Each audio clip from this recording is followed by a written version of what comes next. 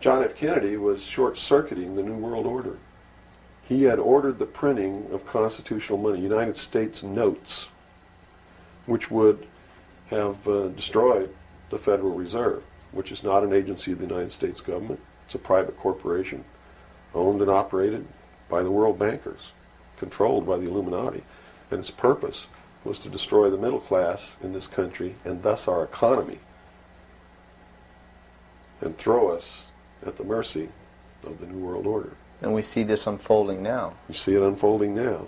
You are seeing, and I predicted this well in advance, you are seeing the destruction of the economy of the United States. And it will continue. It will not get better. It's downhill from here on out. Unless we nationalize the Federal Reserve, lock up the criminals who own it, cancel the debt, which will then bankrupt the Illuminati, which is exactly what we ought to do, print constitutional money, which cannot be usurped, which cannot lead to our destruction, and go back to what we're supposed to do, and quit contracting for benefits. We're escaping from the laws of nature, and there's a terrible consequence for that. Mm-hmm. Terrible consequence. We have to function within the laws of nature. You can't contract for somebody else to keep you alive. You have to be responsible within your life to keep yourself alive. Mm-hmm. And if you can't do it, then you have to die. That's the law of nature. You see. Kennedy also did a lot of other things. I mean, he was a believer in the Bible. These men who are bringing about the New World Order don't believe in the God of the Bible. They believe in the God of light, Lucifer, the angel of light, who was flung down to the earth and became the Lord of the world. That's their God. That's why everything they do goes against what people know to be the right thing to do. They believe that man was held prisoner by a vindictive, cruel God named Jehovah in the Garden of Eden.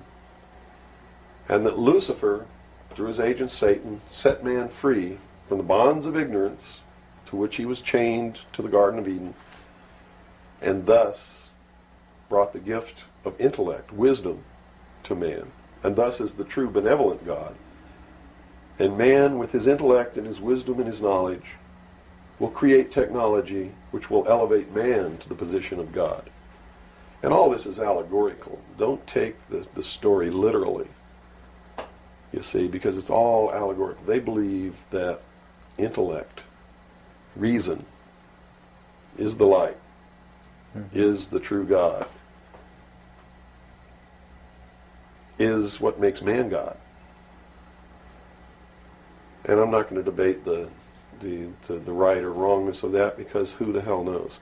But I can tell you that they pervert whatever it is that might be divine about their philosophy by becoming what they profess to destroy. To destroy, yes. And so, in their zeal to bring about the New World Order, they destroyed the political will of the nation when they assassinated John F. Kennedy, which has furthered their goals, because it made a lot of people feel so helpless that, God, if they can kill the president, who am I? You know, what can I do? I'm just one lonely, helpless person. So they quit voting. They abdicated their power. And, of course, through agents like Robert Groden and many others, Oliver Stone, they're being convinced that our government sucks, that our government is the problem, that the Constitution doesn't work, that the Bill of Rights aren't real. We're playing right into their hands, in other words. We're playing right into their hands, because there's nothing wrong with the Constitution or the Bill of Rights or our government. It's the people. You see, it's been infiltrated. And from within, they are eating at the heart of this nation like a cancer, this secret society. They are destroying it. They are subverting it. Our Constitution has not been allowed to work since 1945, and maybe even earlier.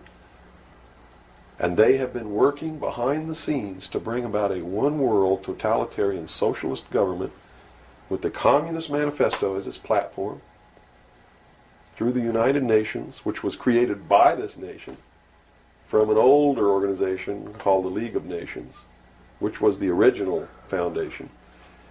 And at the highest levels of our government, the Constitution's already been scrapped, and they are working under the aegis of the UN Participation Act and the United Nations Charter. Which says what? Which says that there are no rights, there are only what you call privileges. And privileges can be granted or taken away at will by the state. Quite frightening scenario. It's a very frightening scenario, and people better wake up to the fact that unless they wake up and do something about it now, there's only going to be one alternative. And that's either take up arms, restore the Constitution, and the blood will run in the streets of America, or reach down and put the shackles around your own feet and march off into slavery peacefully.